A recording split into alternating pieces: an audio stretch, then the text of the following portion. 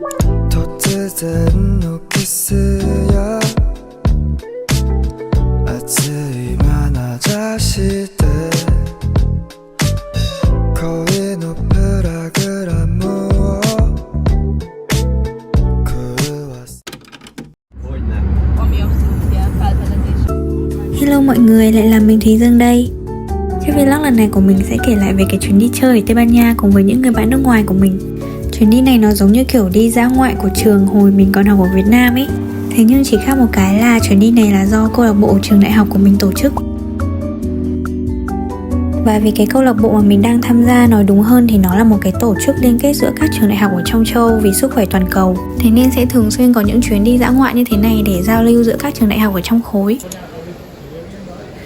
Và lần này thì bọn mình sẽ được đến thăm trường đại học Alcalá ở Tây Ban Nha. Cũng như toàn bộ thời gian còn lại thì chúng mình sẽ dành để khám phá thủ đô Madrid. Thủ đô có một trong những đội bóng nổi tiếng nhất thế giới mà nghe đến đây chắc là ai cũng biết là đội nào rồi đúng không? Đấy chính là Real Madrid. Mình siêu háo hức cho cái chuyến đi này ấy, thế nên là mình đã dành thời gian để nghiên cứu và lên lịch trình Madrid rất kỹ để xem nên ăn gì và chơi gì ở thành phố này. Nên vẫn như thường lệ thì mình sẽ để lịch trình của mình ở phía dưới mô tả cho ai cần nhé. Vì lúc đáp máy bay tới nơi cũng là tối rồi, thế nên đêm đầu tiên ở Madrid bọn mình sẽ chỉ nhận phòng Airbnb và sau đó ăn uống nghỉ ngơi thôi. Còn bây giờ sẽ quay cho cả nhà xem một chiếc room tour nho nhỏ căn Airbnb của bọn mình nhé. Căn này bọn mình book là ở trung tâm và có giá là khoảng 245 euro cho 2 người trong 2 đêm. Và dĩ nhiên là nhà càng xa trung tâm thì sẽ càng rẻ, thế nhưng mà mình sẽ lại phải mất thời gian cũng như là tìm vé phương tiện công cộng để di chuyển vào phía bên trong thành phố. Bởi vì các địa điểm tham quan hay là ăn chơi ở trong Madrid đều nằm khá là gần nhau và đều tụ tập ở xung quanh khu vực trung tâm. Thế nên là sau một hồi cân lên đặt xuống thì bọn mình đã quyết định chọn căn này ở ngay trong trung tâm thành phố để có thể dễ dàng di chuyển giữa các địa điểm bằng cách đi bộ và đỡ mất tiền vé giao thông công cộng. Mọi người ạ, mình vừa mới định cắm sạc ở đây. Mình vừa cắm một cái thì phải bấm cái nút này ạ. Thế mình vừa bấm một cái ra nó nổ. Rồi xong cả nhà kiểu tắt điện luôn ấy, sợ dã man.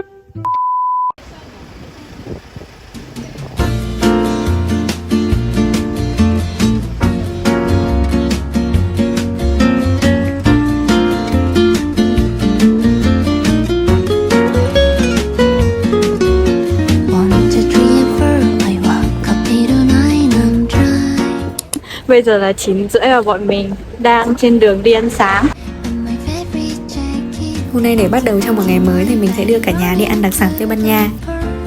Thế nhưng mà mọi người ạ, trước khi mà được ăn sáng thì mình còn được nếm thử một món đặc sản nữa vô cùng đặc biệt ở Madrid. Đấy chính là những con dốc siêu siêu cao.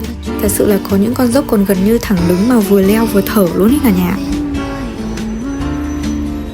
Hôm nay trên đường đi ăn sáng thì bọn mình còn có đi qua Plaza Mayor, là một trong những quảng trường chính và lớn nhất mà chắc chắn không thể bỏ qua khi đến Madrid.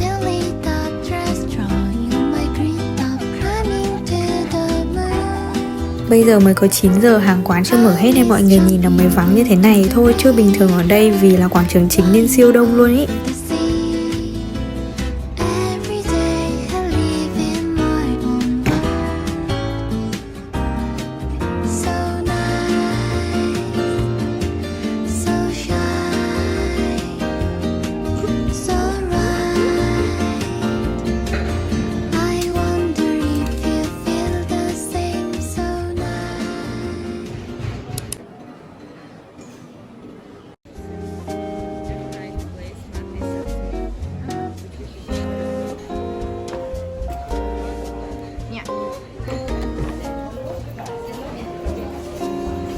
Theo như mình tìm hiểu thì bữa sáng của người Tây Ban Nha khá là nhẹ nhàng.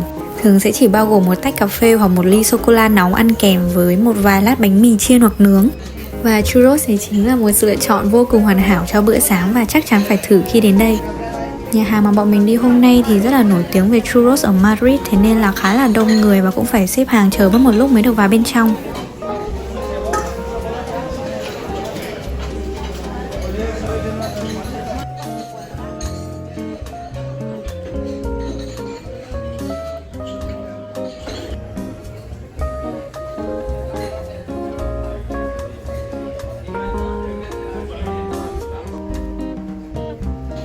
Bọn mình gọi sô-cô-la nóng và 2 phần churros, mỗi phần sẽ gồm có 6 cái và hết 5,5 euro cho một người.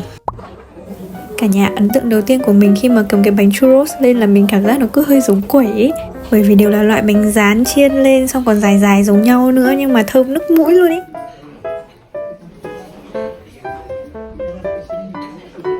Vì vừa mới ra lò nên cái phần vỏ bánh vẫn còn nóng và ăn nó mềm giòn trong miệng. Sô-cô-la thì mình thấy hơi ngọt nhưng mà chấm ăn kèm với cả bánh lại rất là hợp, bởi vì mình cảm giác là nó sẽ cân bằng được lại với cả cái độ dầu mỡ ở trong bánh ấy.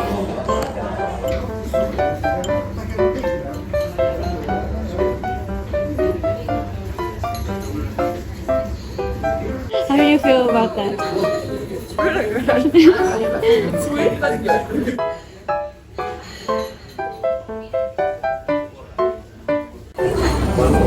Kiểu mình thấy cái giấy ăn đấy siêu lạ ấy.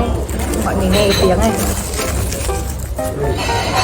kiểu nó cứ hơi nhiều ni lông ấy, chứ nó không giống giấy ăn bình thường.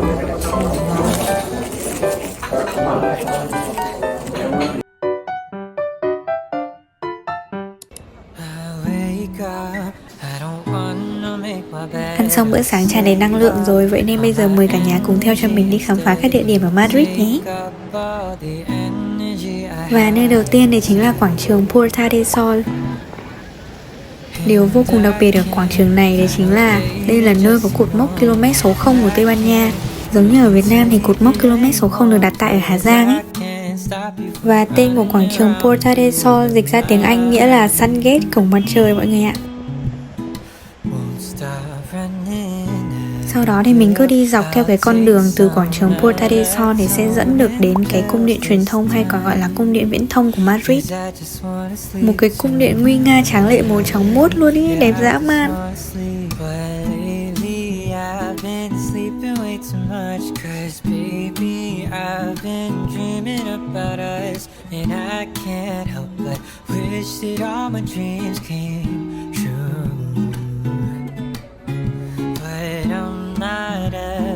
Wishing on a star that galaxies won't make you change your heart, won't make it any easier. Stop dreaming about you. So I've been getting bags under my eyes, cause I've been. Ok, bọn mình đều đi bộ cả một quãng đường siêu dài, xong rồi nhìn này, đó là kiểu người ta bạt kiểu ảnh cái Torre de Alcalá lên ý, chứ nó không phải là một cái tòa nhà thật nha mọi người. So sunny.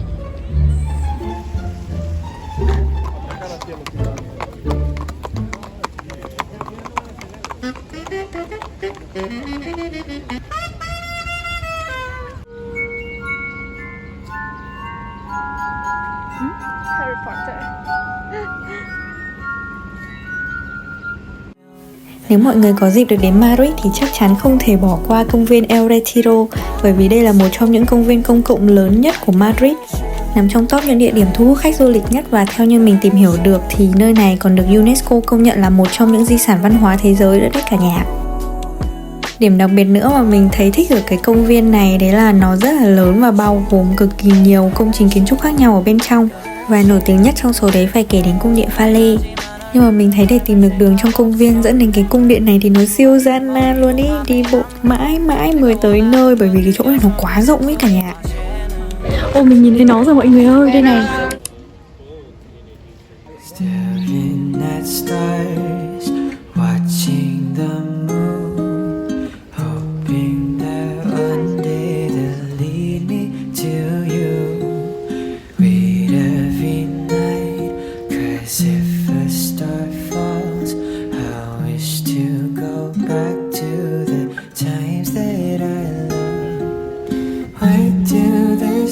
Shine so bright in the sky, if most of the people are sleeping at night.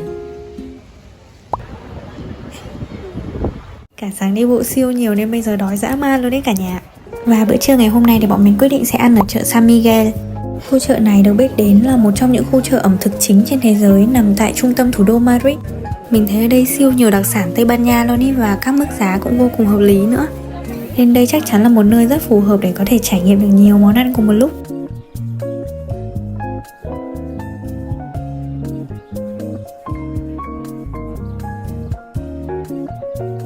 một trong những món đặc sản chắc chắn phải thử đấy chính là tapas. Đây là một món khai vị hoặc món ăn nhẹ đặc trưng của người Tây Ban Nha. Thường gồm một lát bánh mì và bên trên sẽ có các loại thức ăn khác nhau như kiểu xúc xích, dăm bông hoặc đồ ăn nóng như mực, cá, bạch tuộc.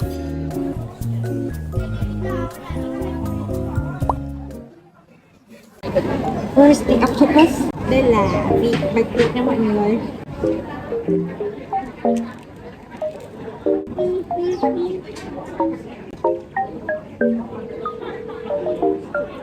Ngon nha.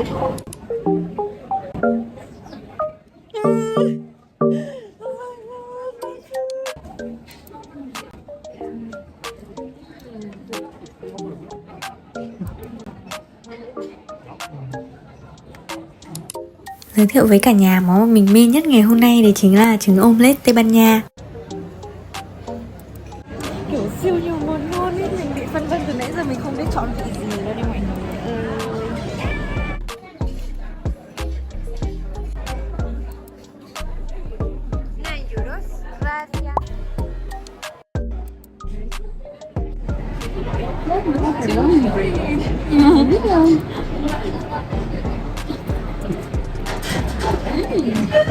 It's so yummy. Bên trong có kiểu khoai tây mọi người ạ. Ngoài trứng ra thì còn có khoai tây nữa.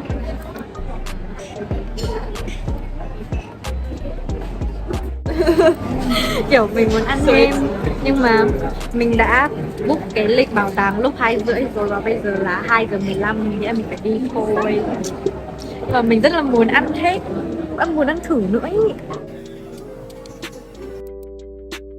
Sau khi có một bữa trưa non nê, thực ra là chưa no lắm đâu vì mình vẫn muốn ăn thêm tiếp ở trong chợ, thì chúng ta đang trên đường đi tới cung điện Madrid, cung điện Hoàng gia Madrid.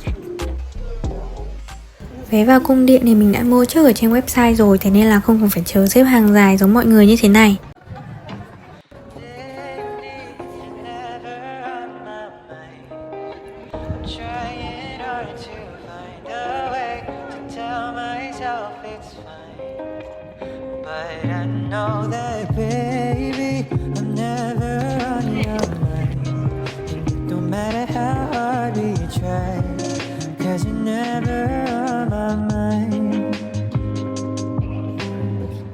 One day I woke up with you on my bed.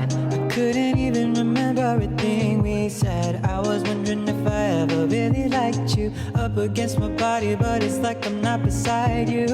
Can't think of a reason I should keep you close. Can't say you're the one I need the most. And I know that you can't say it either. Looking at your mirror like you don't wanna be early. You're never on my mind. I'm trying hard to find a way to tell myself it's fine. But I know that, baby, I'm never on your mind. And no matter how. Yeah, it's really cold. It's really cold. Lúc nãy sau khi mà bọn mình đi cung điện Hoàng gia ở Madrid xong thì máy mình sập nguồn và bọn mình cũng quá mệt, thế nên là đã đi về nhà Airbnb để nghỉ một chút để sạc điện thoại và mặc, và mình đã trang bị thêm cái áo này. Trời nó lạnh hơn rồi ấy, bởi vì bây giờ chắc là nó đang bắt đầu tối với cả nó mưa nên là siêu lạnh. Kiểu thật sự chắc chắn là một trong những đặc sản ở Madrid đấy chính là những con dốc siêu dốc ấy mọi người. Bọn mình mới leo được mới đi được khoảng tầm 10 phút nhưng mà nó không thể chịu nổi rồi ý. Siêu dốc.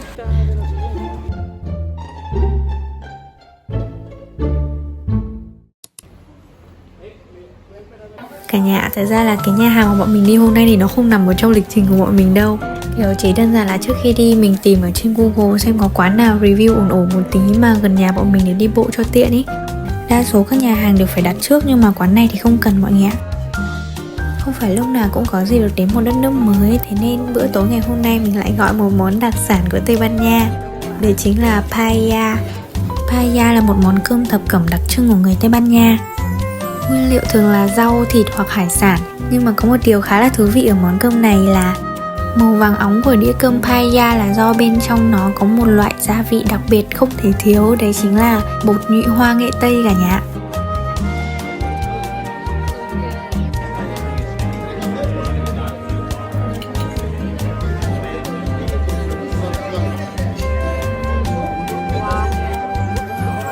Do you like it?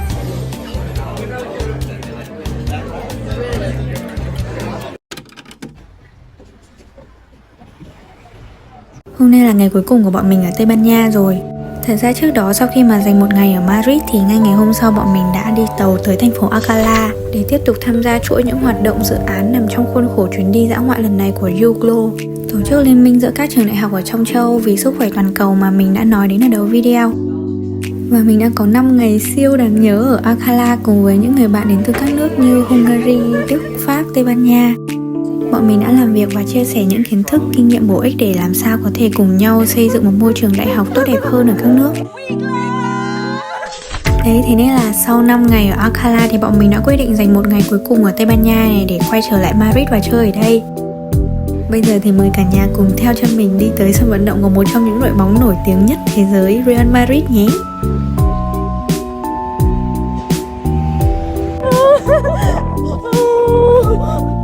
So windy, really windy. Yeah.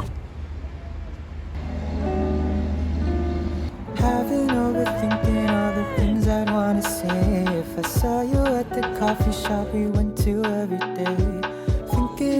Thinking but the words just never came, so I'm never going. Vé thì mình có thể đến sân vận động mua trực tiếp hoặc mua online trước ở nhà trên website. Nhưng mà nên mua trước cả nhà, bởi vì ở đây siêu đông ý và mỗi khung giờ sẽ chỉ giới hạn một số lượng khách nhất định vào bên trong thôi. Thế nên là mua trước thì đỡ phải chờ.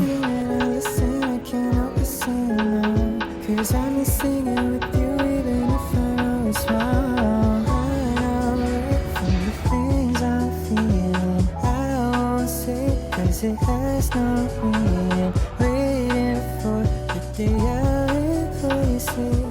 I hate it, but I don't hate it. No, I don't want to be weird about it. All I want's to be clear with how it is.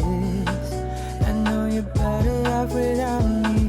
Even if I miss you, I'll make sure you're not around me. Ở trong cái tour sân vận động này thì trước khi mà mình đi ra được đến cái điểm cuối cùng là nhìn thấy sân vận động ấy, thì mình sẽ đi qua một cái khu trưng bày của Real Madrid từ các năm như thế này.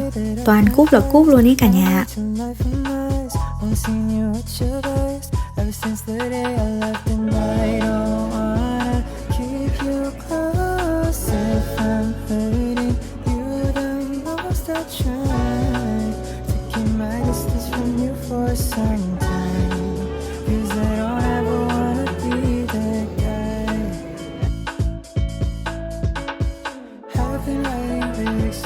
Và bây giờ là khoảnh khắc chuẩn bị được bước ra ngoài sân vận động nên mọi người hồi hộp dã man luôn ý.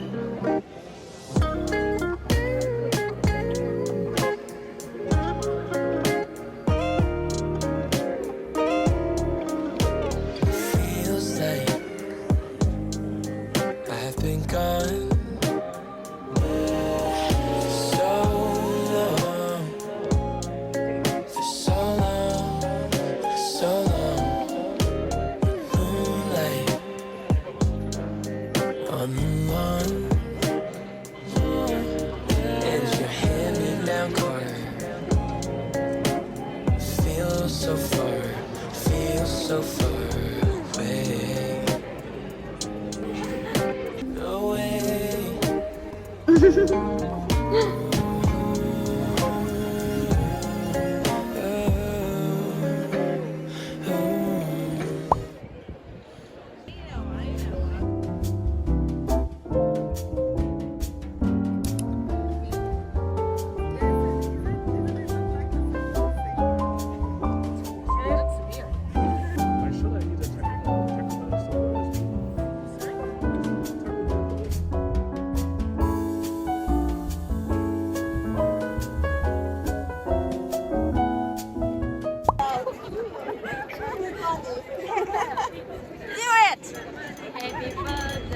What? What? Sorry. Can't hear anything. Hey. Sau khi ăn xong thì bọn mình đã quyết định sẽ đi bảo tàng nghệ thuật Prado của Tây Ban Nha. Nhưng mà mọi người có biết là tại sao lại có cái hàng siêu dài như thế này đi vào bảo tàng không? Đấy là sau 6 giờ thì cái bảo tàng này sẽ mở cửa miễn phí cho tất cả mọi người ở bên trong tham quan. Đây là vé bảo tàng mọi người ạ. Sau bây giờ là khoảng 45 phút xếp hàng thì bọn mình đã gần vào đến bảo tàng rồi. Hàng ở dưới vẫn kiểu siêu dài luôn ý.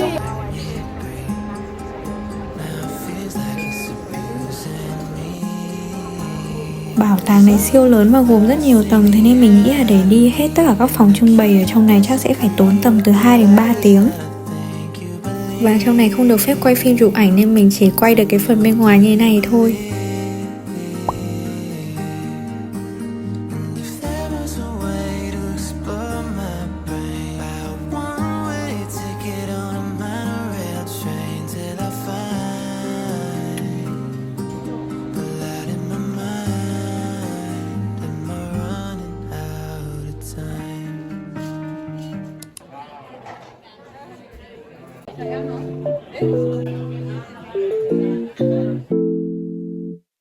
Vèo một cái mà đây đã là bữa tối cuối cùng của bọn mình ở Tây Ban Nha rồi, nhanh dã man luôn ý. Bọn mình còn nói với nhau là thời gian trôi siêu nhanh luôn ý, cảm giác như kiểu chỉ vừa mới gặp nhau ngày hôm qua, vừa mới hiểu nhau hơn một tí thì đã lại chuẩn bị bye bye nhau rồi.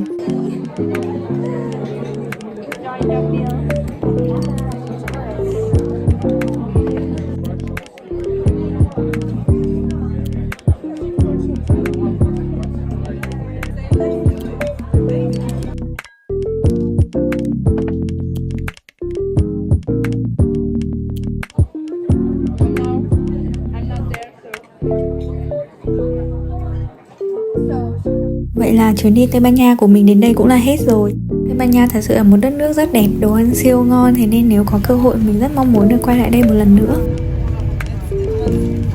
Bây giờ thì mình đang trong giai đoạn thi cuối kỳ rồi nên không ra được video đều như trước, nhưng mà mình sẽ cố gắng. Cảm ơn cả nhà vì đã xem đến đây và hẹn gặp lại mọi người ở những vlog lần sau. Bye bye mọi người.